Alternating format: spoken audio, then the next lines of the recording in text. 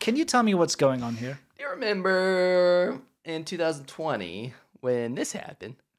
When the consulate staff of the Chinese embassy in Houston, Texas, just started burning all their shit on the roof. Burning their documents like in the courtyard there. And then shut down. Yeah, obviously. I don't think they were having a barbecue. Yeah. And a confidential files barbecue, maybe. I think, maybe someone had a hankering for grilled paper. I don't know. Exactly. Maybe it's just... maybe it was rice paper. Maybe it was rice paper. It's edible, right? Yeah, exactly. I've eaten rice paper Yeah, before. it's nice. I like it. Nice. It's on those White Rabbit sweets. For sure. Yeah. So they're burning papers, burning their documents, and then they shut down the embassy in Houston. Yeah, they Texas. wouldn't allow the firefighters in. Yes. Now, there's speculation from high-level people that kept saying the Houston embassy for China is a massive spy operation. Yeah, it's a massive spy hub. And it's, I mean, a lot of people were, like, dodgy people were reporting to them, and they were coordinating a lot of things out of there. Makes sense, right? So I wanted you to remember that. And then we're also going to flash back to a couple years ago when we covered this, all the Chinese police stations across the U.S., okay? Yeah. So these were identified as Chinese overseas police stations, which is terrifying. These were operating in restaurants, laundromats, friendship organizations. And what they were doing was it would be Chinese government staff that was sent over to the U.S. to be tasked to hide inside of these friendship organizations or restaurants or whatever they were, and operate these consular offices that would help Chinese people renew their driver's licenses or do anything. Well, that was No, I'm saying not this do is the anything. veneer. That was the only excuse. I'm trying to say the veneer. They said they will help Yeah. with driver's licenses, Yes. and that's it. That's pretty much the They only said excuse. driver's licenses and other stuff. They never gave another stuff thing. That was Yeah, just, that's true. it's only for helping them with Yeah. driver's I got licenses. psyoped into thinking there might be anything else, but that was it. That's all they said. So what these were doing actually, where they were veneers, right, for actual police stations to Because- hunt down Chinese people in the U.S. Yeah, and let's be honest here. If you needed to renew your driver's license, you'd go to the Chinese consulate or embassy. You wouldn't go to some random laundromat somewhere. Yes. You know what I mean? Yes. That was just a stupid lie. Yes. We all know that, right? Yes. So, yeah, they were horrible. They were part of Operation Fox Hunt. They were there to harass dissidents. Identify, harass, and stop and repatriate dissidents. Yes. They are to find people that have problems with the Chinese government and then get them and get them to stop. And do that from U.S. soil, which is transnational repression, let's be honest. Yes, it is. So in New York, they identified one, shut it down, the FBI did. And do you know what just happened? We'll harken back to that burning footage, right, Yes, in yes. Houston. They have now identified another one in Yes. Houston, not the embassy. I guess one of these. Yeah, I've seen. police The reason why I didn't stations, put the reason I didn't put it up into our media pack today is I've seen pictures of the actual building. I've seen the people that are actually involved. But again, it's not something that has been 100% confirmed yet. Yes. So if I were to say it's this building, Right. then maybe we're being misleading. We also can't say that there was like it hasn't been 100% confirmed that was the overseas police station. What can be confirmed is this. Yeah. This is from the FBI Houston. They set up a hotline, and we'd like to shout this out. The government of the People's Republic of China may be cyberstalking, physically intimidating, and harassing Chinese citizens, naturalized U.S. citizens, and families of dissidents who speak out against the Chinese Communist Party in Texas. And here's the actual FBI thing. China's government may target, threaten, intimidate, and harass U.S.-based individuals who question the legitimacy or authority of the Chinese Communist Party. If you're a victim of the PRC transnational repression in the Houston area, call FBI Houston 713-693-5000.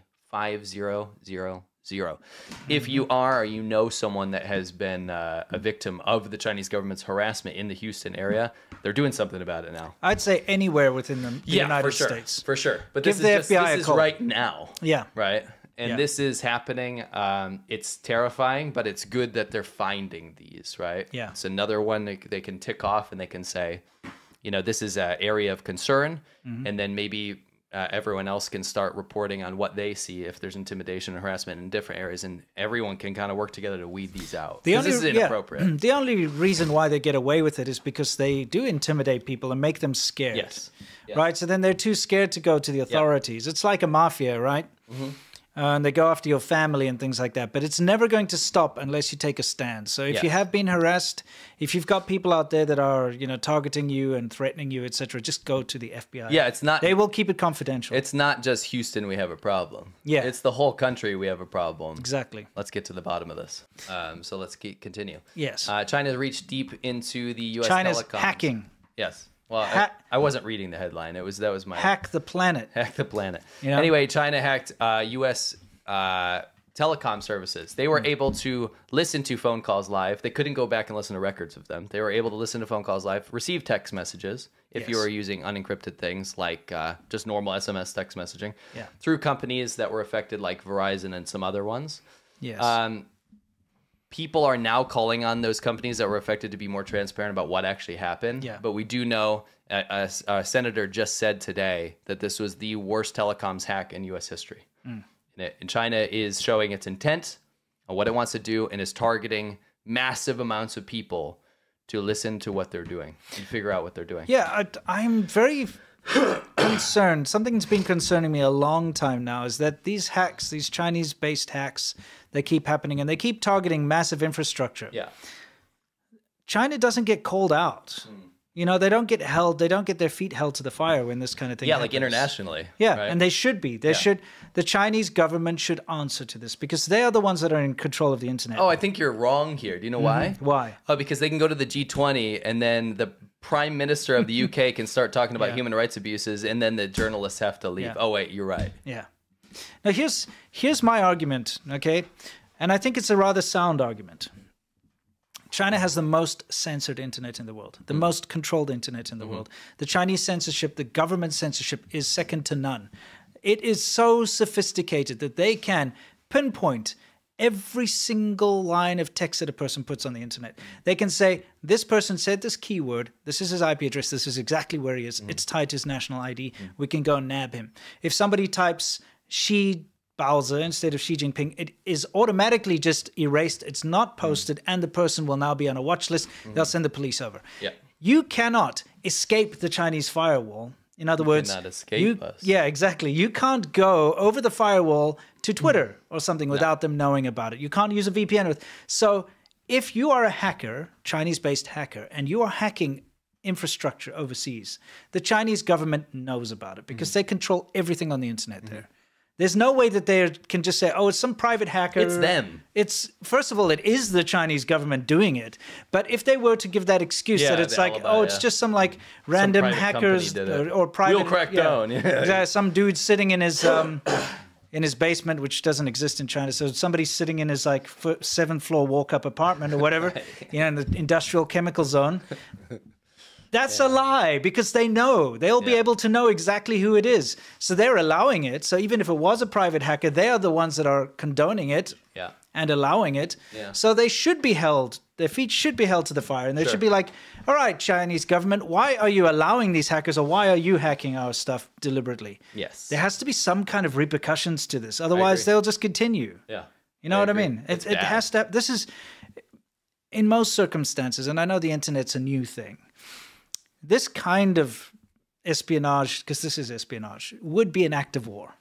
It would. It would lead up to something like that. I mean, it would be as if some, like Germany took advantage of the US postal system, you know what I mean? And stole everybody's mail. Yeah, I think it's the definitions of what the internet is that makes us so lenient, right?